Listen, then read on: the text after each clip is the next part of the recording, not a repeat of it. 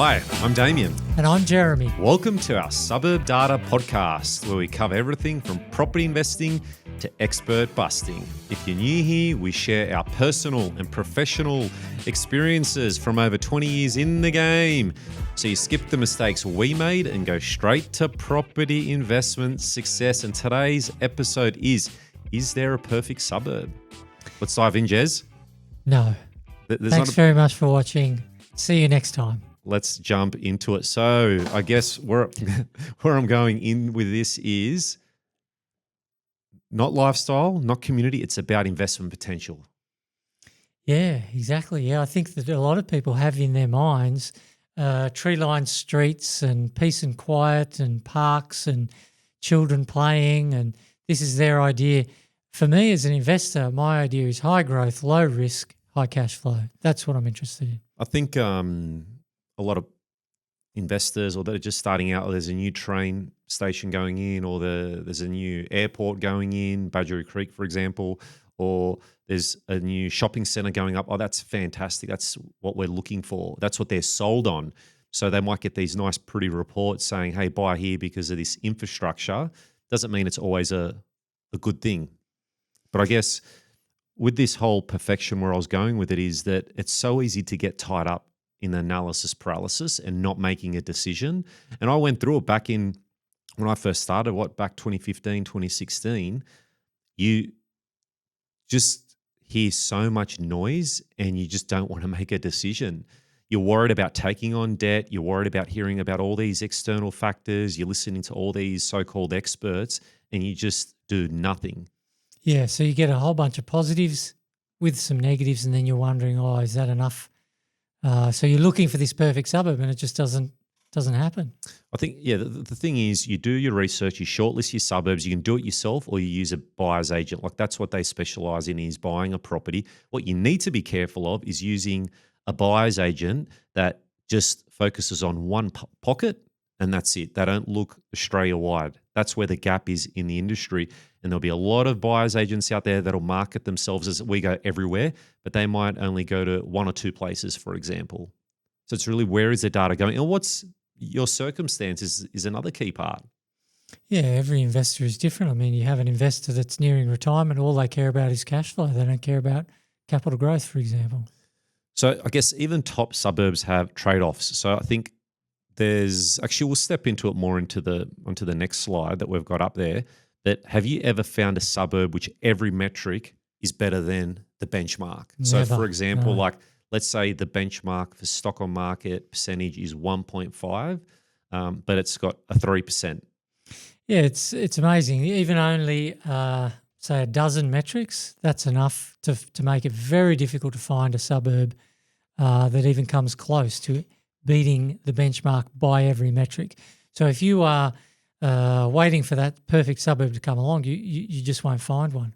Never in the history of property data have I ever seen a market that's perfect. Well, and it leads into our next slide. Can a suburb be perfect for investment? So from a data perspective, no, it can't. And if anyone says that it can, well, it can't. Yeah, and you see these reports, glowing reports, usually from property developers, and everything they talk about this area is perfect. And it's just a rose-coloured glasses view of that suburb. They either do not have a big enough range of metrics that they're looking at, or they've cherry-picked the best, and the ones that look a little ugly, they've left out deliberately. So I think when you're thinking about a perfect for investment suburb, like you might knock out markets, or potential investors might knock out markets because it's had so much recent growth. I'm not going to go there. Now, that can be factored in, but then how far back do you go? Maybe it's had a lot of growth, for example, the last 3 years, but over 10 years, it hasn't been that great. And that leads into the market cycle timing metric. Yeah, and just because it's had good growth over the last 3 years doesn't mean it's not going to have good growth over the next 3, 4, 5 years. So property cycles are not all the same.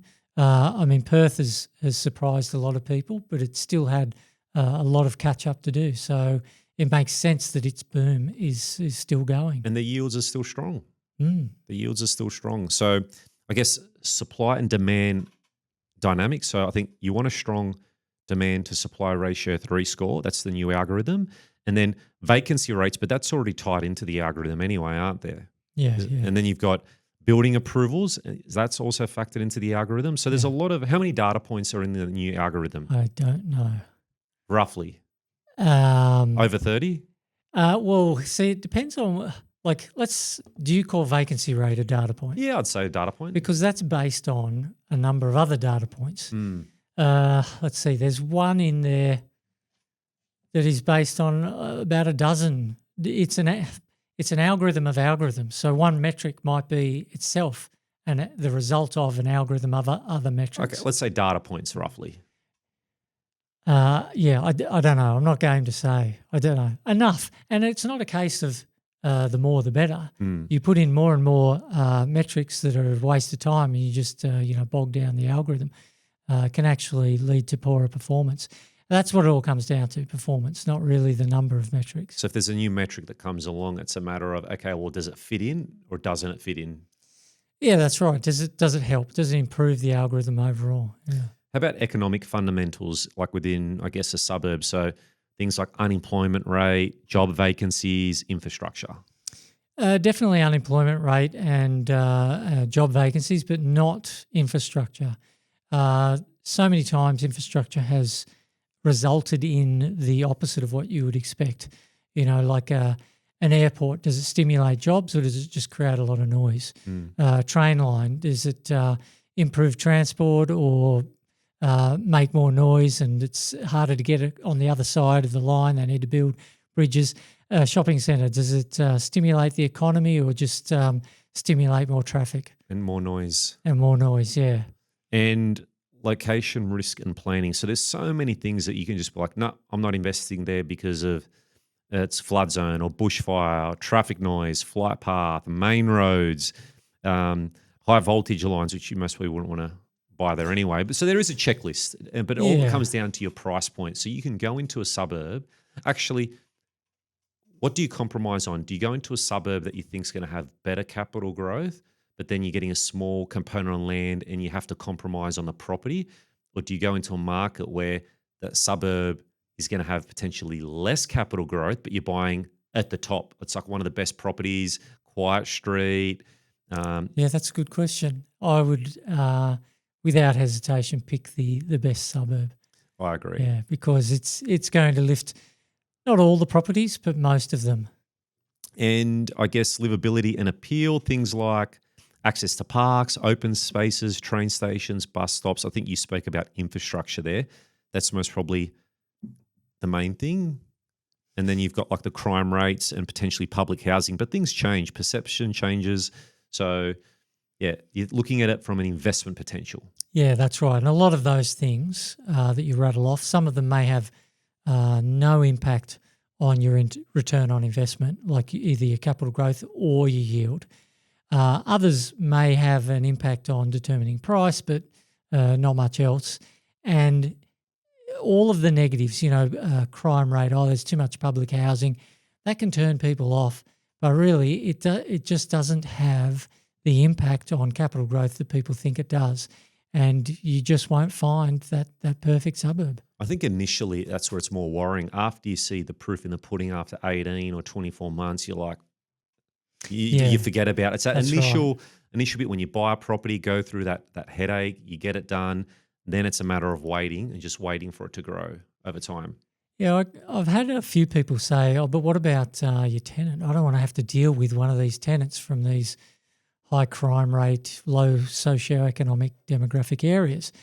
But there's, first of all, if vacancy rate is really tight, then they're not going to misbehave because they know they're just shooting themselves in the foot.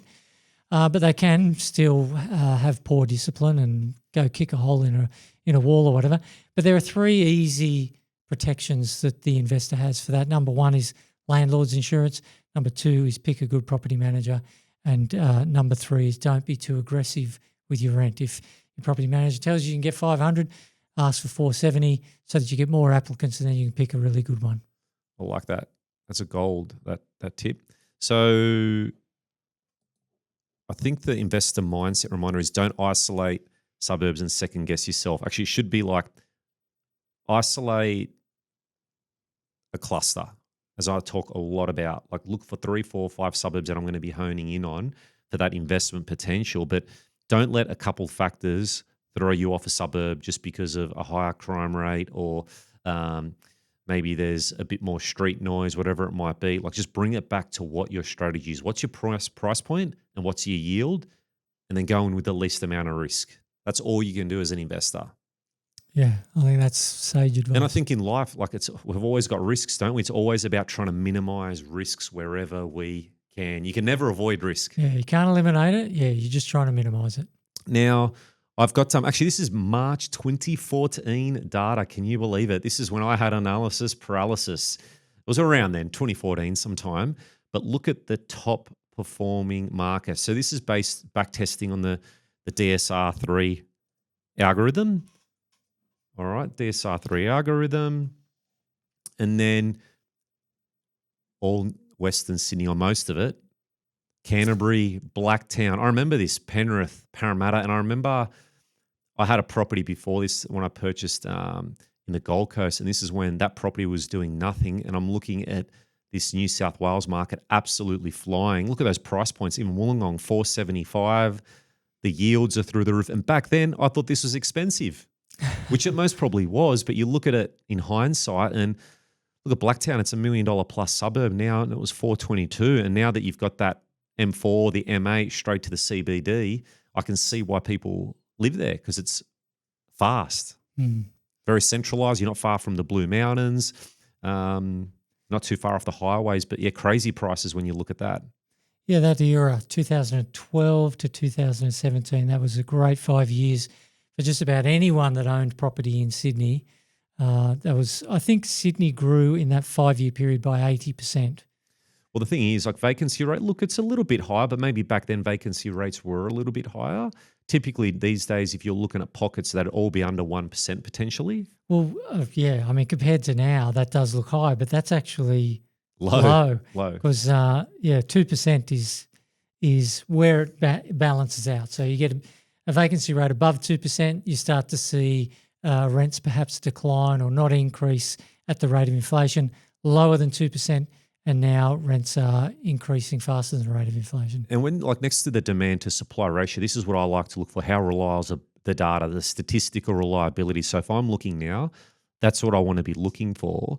And then look, rental growth was a bit all over the place. Like Blue Mountains was an outlier with 17% growth. So for me, I'd be like, oh, okay, well, what's happening there? Is it just maybe not a lot of data coming through?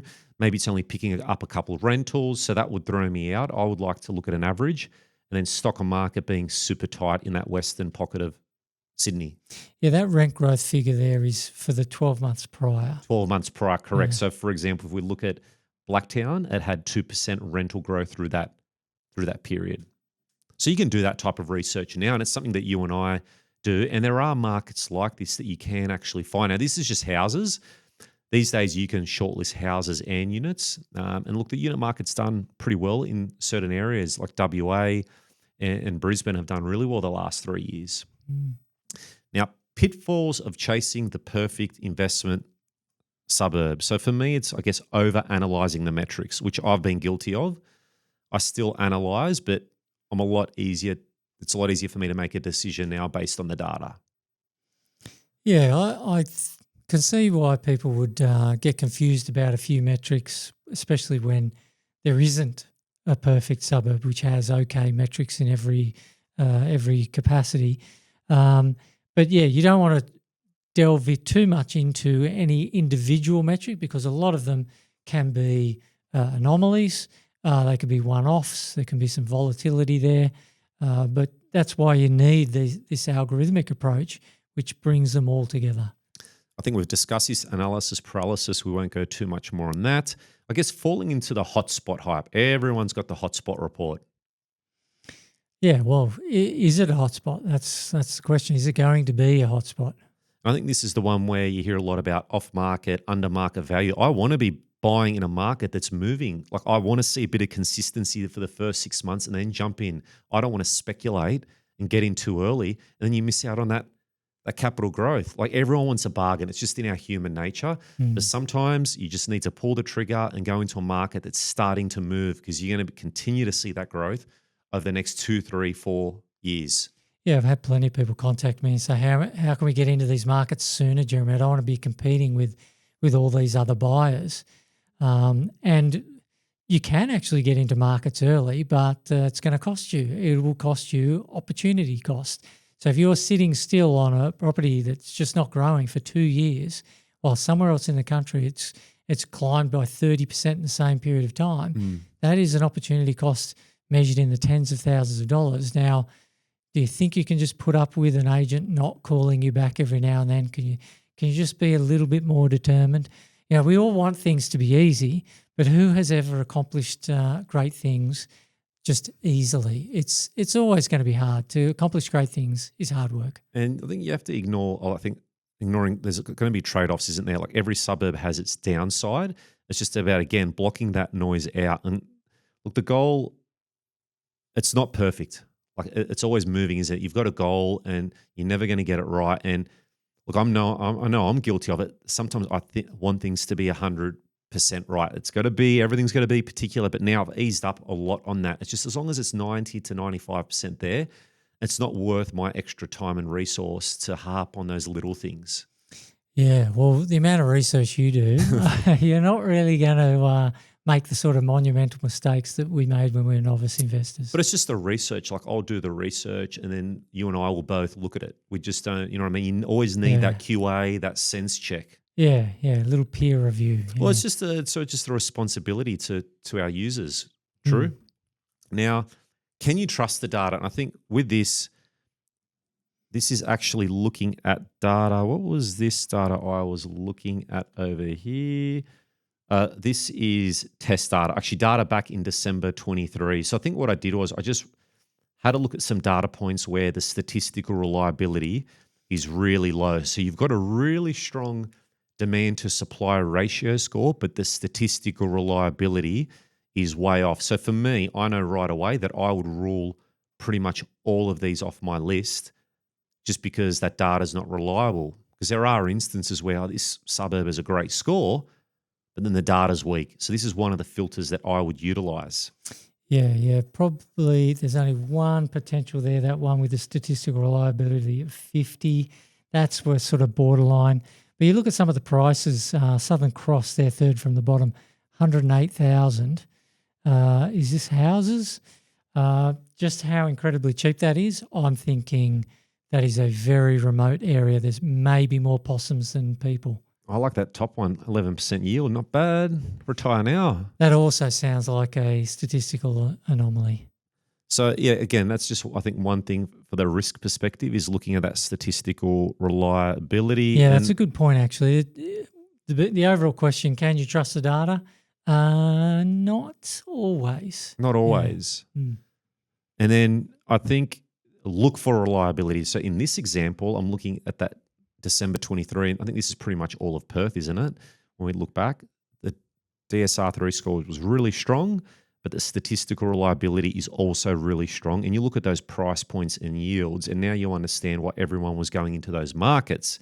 The vacancy rate is super tight everywhere. Like the highest vacancy rate was 0.6% on those suburbs. Wow. Look at the rental growth. Yeah, that's crazy. 32%, this is like 12-month rental growth. 32%, 22%, 24%, 22%. Like it's crazy. And then stock on market, super tight. Yeah, makes sense. Alrighty, so let's just finish up. So, Jez, is there a perfect house? So we've got the suburb aspect. Yeah. So there's no such thing as a perfect suburb, but you can find that top 5%, I believe. Yeah. That's what we want. We want to find that top 5%. Now to that property. And this is where a lot of people will utilize a buyer's agent, one, because they don't have time, but they can just save you that money on all the research and the negotiating. They're an expert, you would hope, in the area that they're looking at. Yeah, well, this is one of the benefits of using a buyer's agent. I mean, there are some disadvantages, especially if it's one of those old school buyer's agents. But if you are struggling to get into a market and the selling agent won't give you the time of day, then, yeah, you just outsource that nuisance to a buyer's agent. And I think the the house is what do we look for? Number one, our biggest thing, Land asset ratio. land to asset ratio. So going for that bigger block, structurally sound. Look, I like the value add potential, but there is a bit of work involved. If you can palm it off to your property manager to do most of it, it's not going to be perfect. But if they can get that 85 to 90% right, tick. Because you can add that, get a bit of that rental uplift, which is going to be pretty good for a bit of a yield bump up. And then, look, rental appeal, layout, condition, low maintenance, I would say. Look, layout's mostly not the biggest thing, but it is a bit of a factor. If I had 3 or 4 properties that I'm looking at, I think the layout would have an aspect for me. How about upside? Buying under market value, I know we've discussed. We don't want to be buying in under market value markets, do we? No, every under market value sale is a kick in the groin to capital growth. And then you've got things like you subdivide, maybe add a granny flat. So there's always that potential that you can look for, but go for that block size because it's going to put a lot more in your favour. And you can also look at zoning too, potentially. Yeah, just on that block size, as a general rule, yeah, bigger the better, but it's really the value of the land because you can have like a quarter acre block that's not worth that much. It's really the value of the land relative to the value of the overall property. So you want to be buying, say, a $600,000 property where $400,000 is attributed to the land, not the other way around where you're only buying a tiny little block of land worth only $200,000 and then you slap a $400,000 property on it. That is the polar opposite. That is a very low land asset ratio. How about a house near a school, for example, primary school, secondary school, private school, whatever it might be? I just wouldn't factor into my consideration. Because it's already priced into the asset. Yeah. I think we spoke about a bit about under market value. Why wouldn't you go under market, Jez? Well, I just prefer to be in a hot market which doesn't support buying under market value. You try and put in a low ball offer and they just scoff, laugh at you and tell you to go away, come back when you've got more cash. So, yeah, the right sort of market, it is impossible to buy under market value. I'd rather pay over to get into a hot market where 6 months later I feel like I've got a bargain rather than buy under market value in a cold market and 6 months later it looks like I paid too much. And I know for houses especially, like there might be investors that turn their nose up at certain things like maybe the higher crime rate, maybe social housing, a bit of the demographic, but that's already priced into the property anyway. So it really comes down to your budget again. Yeah, and they might not like, as you were saying, the layout or maybe it is right next to a school or across the road, or maybe it's an odd-shaped block or something like that. And you do need to factor those in to determine what price you should be paying, but it's not going to have an impact on the future growth. Good stuff. So conclusion, there's no such thing as a perfect suburb, no such thing as a perfect property. Yeah, the perfect fit is different for everyone. So like I said, if you want the perfect property, give me the perfect budget, unlimited budget. I'll get you the perfect suburb and the perfect house. Just give me the $1 billion or something. But yeah, it's just, again, what's your strategy? Get into the market, set and forget approach. Yeah, and get on with your life. Do your numbers, ignore marketing, use real data. Beautiful. So where can listeners go for more resources, Jez? Well, if you want more of this, you'll be notified if you click subscribe, and let us know if you do like this sort of stuff with a click on like. And if you know someone else who could benefit from some of this, maybe you'd like to share with them the link. That's right. Subscribe, like, and share to the world, everyone. Thanks for tuning in and see you in our next episode. Bye for now and take care.